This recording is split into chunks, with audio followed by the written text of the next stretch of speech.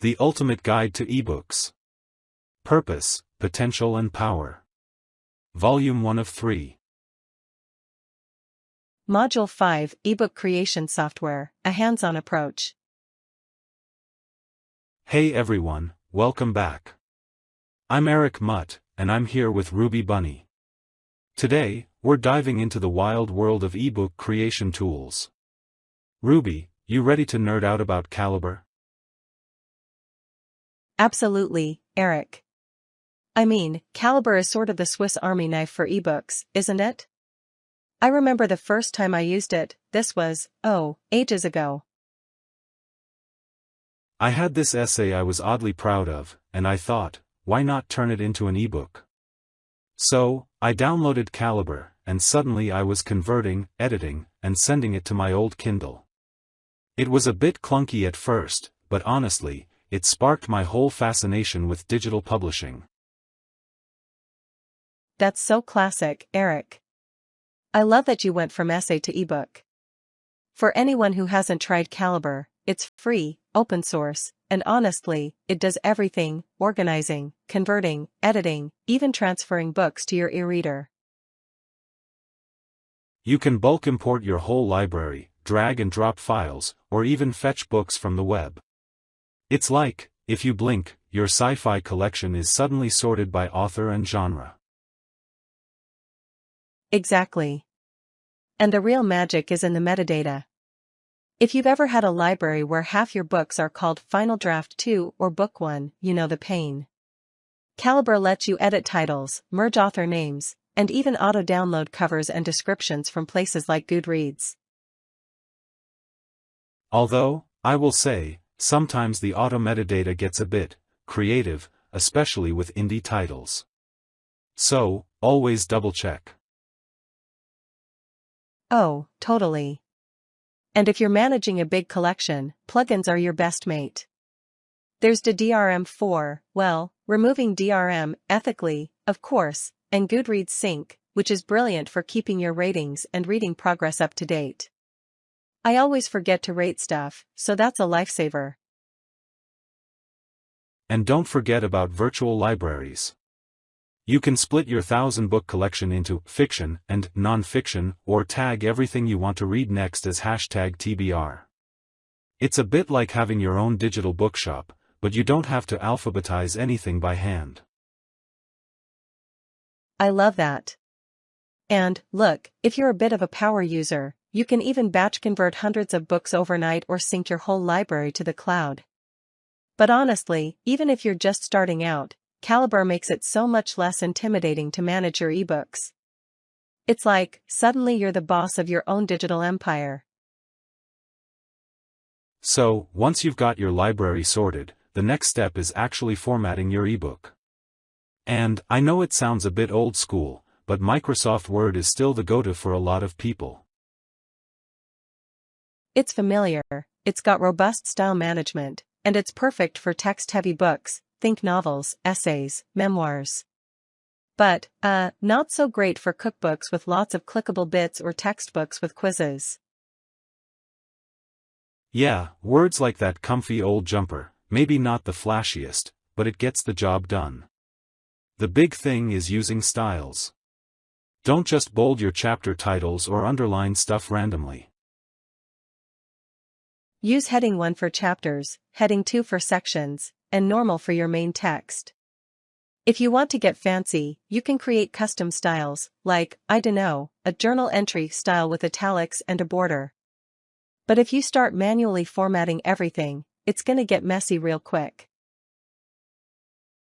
And the clickable table of contents, absolute game changer.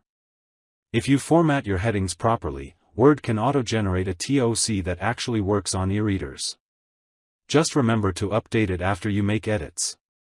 I always forget that bit and end up with a TOC that points to nowhere. Oh, same. And images, less is more. Keep them at 150 to 300 dpi, scale them down to about 600 pixels wide, and always set them in line with text. Otherwise, you'll end up with floating chaos when you convert. And, please, compress your photos. No one wants a 4 megabytes holiday snap blowing up their ebook file size. And don't skip the front and back matter. Title page, copyright, author bio, acknowledgements, maybe a call to action at the end.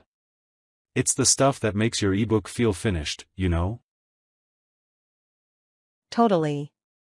And before you export, run through a checklist, all headings styled, TOC updated, images resized, front and back matter proofed, and save as .docs, never .doc or PDF. I mean, I've made that mistake before and, yeah, it's not fun. I think the most common mistake beginners make is just not using styles at all. Or they'll manually bold every chapter title, and then when they convert, everything goes haywire. Or they forget to update the TOC, or they use massive images. It's all avoidable if you just slow down and use the tools Word gives you. Yeah, and honestly, treat Word as your foundation, not the final step. Once your doc is pristine, then you can bring it into Calibre or whatever tool you're using to convert it to EPUB or MOBI. Expect to tweak a bit after conversion, but if you've got the basics right, it's so much smoother. Alright, let's talk about the fun stuff, online platforms. If you don't want to mess around with software downloads, tools like Canva, Readsy, Designer, and Google Docs let you design and export ebooks right from your browser. They're perfect for beginners or if you're working with a team. Yeah, and each one's got its own vibe. Canva is brilliant for visually rich ebooks, think cookbooks or photojournals. You get loads of templates, easy drag and drop, and real-time collaboration. The only catch is, it is mostly PDF export, so not ideal if you need EPUB for e-readers. Readsy's more for the novelists out there, super clean, distraction-free, and it spits out EPUB or MOBI files. Not as flashy, but if you want your formatting to look pro, it's a solid pick. Designer is great if you're turning blog posts into ebooks, and it even integrates with Amazon KDP, but there's a bit of a learning curve. And then there's Google Docs, free, simple, and great for collaboration. You can export to EPUB, but you'll have to set up your own table of contents and the templates are, well, a bit basic. But for team projects, it's hard to beat. Speaking of teams, I've got to share this. We once did a 30-minute ebook challenge. We picked Canva, grabbed a travel guide template and just went for it. 2 chapters, a title page, 1 image, and a lot of frantic typing. It was chaotic, but we actually ended up with a mini ebook that looked, like, surprisingly legit. I mean, it wasn't going to win any awards, but it was a fun way to learn the ropes. That's brilliant. And there's Sarah's story. She and her food blog team used Canva's free tier to launch a cookbook. They picked a template, dragged in their recipes and photos, and exported as a PDF for Amazon KDP. 3 days later, they'd hit over 500 downloads in the first week. Not bad for a team project, right? So good. I reckon the key is picking the right platform for your needs. If you're all about visuals, Canva's your mate. If you want clean, text-focused formatting, go Readsy. And if you're collaborating, Google Docs is a safe bet. Most of these have free plans, so just test drive a few and see what clicks.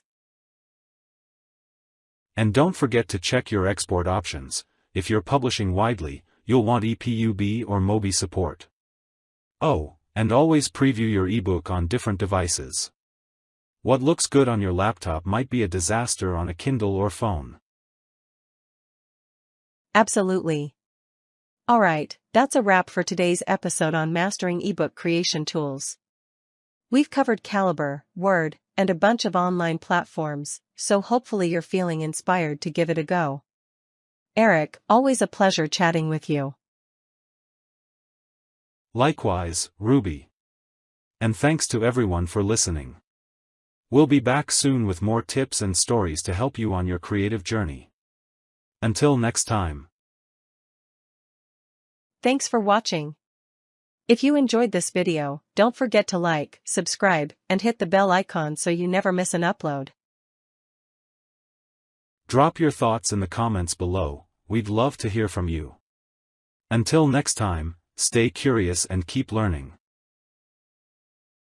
P.S. If you prefer more detailed info, you can grab a free copy of The Ultimate Guide to eBooks. Purpose, Potential and Power. Volume 1 of 3.